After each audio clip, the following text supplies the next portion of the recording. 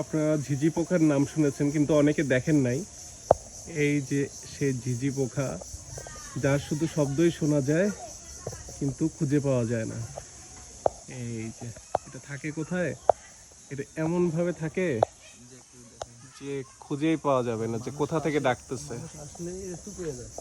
মানুষ আসলে চুপ হয়ে যায়, ওই যে আশেপাশে ডাকতেছে। এই যে সে ঝিঝি পোকা। কেমন লাগলো কমেন্ট করে জানাবেন। কেমন লাগলো কমেন্ট করে অবশ্যই জানাবেন। একবারই ডাকে, এটা শুধু বছরে এই সময়টাতেই ডাকে একবারই। এই যে অন্ধকারে বোঝা যাচ্ছে না হয়তো, আবার একটু নোট করি।